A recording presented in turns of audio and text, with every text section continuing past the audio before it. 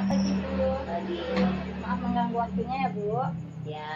Saya Regita Angelina, mahasiswa keperawatan Universitas Andalas. Di sini saya mendengar bahwa Ibu mempunyai faktor risiko terkait penyakit paru obstruktif kronis. Apakah benar Bu? Benar.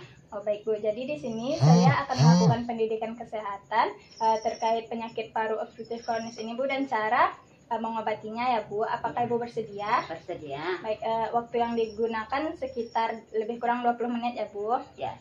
Baik Bu, sebelumnya apakah Ibu tahu apa itu penyakit paru obstruktif kronis ini Bu? Belum. Oke baik ya Bu, jadi penyakit paru obstruktif kronis ini adalah peradangan paru yang berkembang dalam waktu yang lama ya Bu. Jadi penyakit ini tuh menghambat aliran udara yang masuk ke paru-paru kita karena adanya pembengkakan atau lendir yang menghambat udara itu masuk Bu, yang mengakibatkan seseorang itu susah bernafas. Jadi penyakit ini tuh sering terjadi pada orang usia 40 tahun ke atas. Baik Bu, sampai di sini definisi yang sudah saya berikan pada Ibu. Apakah Ibu bisa mengulanginya Bu? Bisa. Ya Bu. Penyakit peradangan paru adalah penyakit Penyakit peradangan paru yang berkembang dalam waktu yang lama. Ya. Penyakit ini menghambat Ya. aliran udara yang masuk ke paru karena adanya pembengkakan atau lendir yang menghambat udara masuk ke dalam paru. Ya, betul sekali ya Bu. Berarti Ibu sudah paham sampai sini ya Bu? Ya. Oke, selanjutnya apa saja sih penyebab-penyebab atau faktor risiko dari penyakit paru obstruktif kronis ini? Yang pertama tuh ada kebiasaan merokok. Jadi hal ini tuh bisa terjadi kepada perokok aktif maupun perokok pasif ya Bu. Karena asap rokok yang terhirup oleh orang ini bisa menyebabkan perubahan pada jaringan yang berada di paru-paru kita ya Bu. Selanjutnya ada polusi udara, sama seperti kebiasaan merokok tadi ya Bu. Jadi polusi udaranya juga bisa menyebabkan perubahan jaringan pada paru kita ya Bu. Selanjutnya ada terpapar debu, asap dan gas kimia.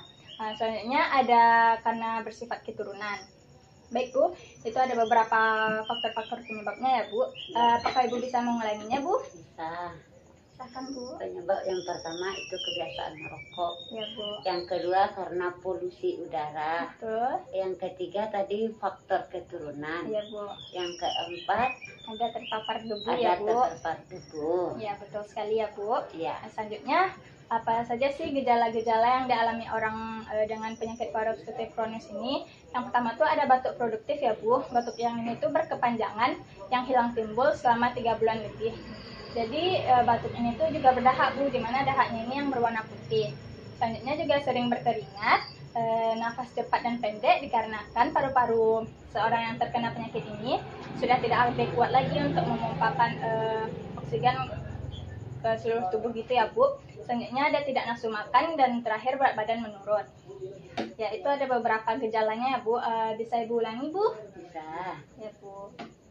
Gejala yang pertama batuk yang berkepanjangan dan Ya. berdahak. Ya betul Bu. Yang kedua nafsu makan berkurang. Ya Bu. Yang ketiga tadi Sering berkeringat. sering berkeringat. Yang keempat sering lelah Ya.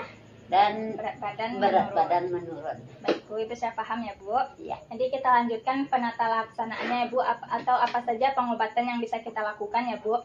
Yang pertama itu ada mencegah kebiasaan merokok dan menghindari polusi udara, di mana ini tuh merupakan sesuatu hal yang menyebabkan penyakit ini cepat berkembang ya Bu. Jadi sebaiknya kita itu bisa mencegah kebiasaan merokok ini ya Bu. Yang selanjutnya ada terapi eksaserbasi akut, di mana ini bisa dilakukan dengan pemberian antibiotik dan terapi oksigen.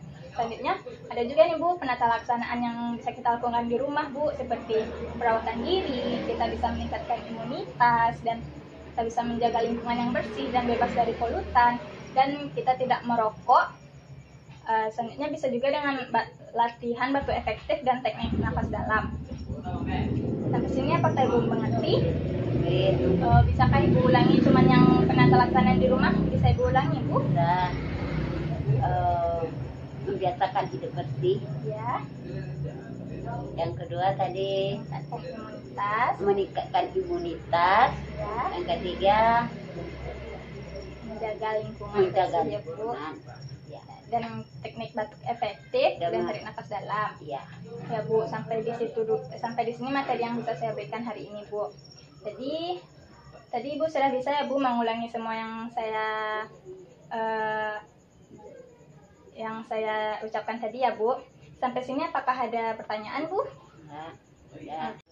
Baik Bu, setelah materi tadi di sini saya akan memberikan beberapa tips dan trik untuk mengurangi sesak yang Ibu rasakan karena ada dahak ya Bu. Di sini kita akan melakukan batuk efektif. Mana ini tuh digunakan agar Ibu bisa menghemat energi ketika Ibu batuk. Jadi Ibu tidak terlalu lelah untuk mengeluarkan dahak Ibu ya Bu. Baik, pertama saya contohkan dulu ya Bu. Pertama kita letakkan tangan kita di perut dan satu lagi di dada ya Bu. Lalu kita tarik nafas dalam dan tahan selama 3 detik, lalu hembuskan melalui mulut. Ini dilakukan 2 kali ya Bu. Artinya ulangi. Dan yang ketiga, kita masih melakukan yang sama ya Bu. Tarik nafas dalam dan tahan selama 3 detik, lalu dibatukkan ya Bu. Saya ulangi ya Bu. Letakkan tangan di perut, lalu di dada, tarik nafas dalam, tahan selama 3 detik, keluarkan melalui mulut, ulangi untuk yang ketiga kali, dan batukkan ya Bu. Apakah Ibu sudah paham sampai di sini? Ya. Kalau begitu bisa Ibu contohkan juga Bu? Bisa. Silahkan Bu. Ya.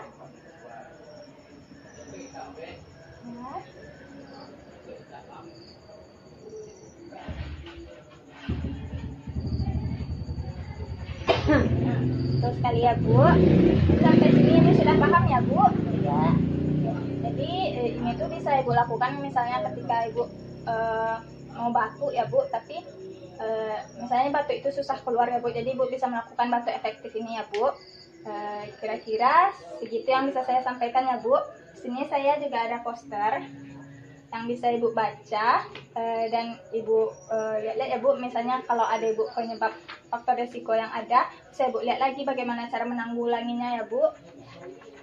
Baiklah Bu, apakah masih ada yang ingin Ibu tanyakan? Tidak. Baik ya Bu, sampai di sini dulu pertemuan kita pada hari ini ya Bu. Maaf mengganggu waktunya Bu. Terima kasih.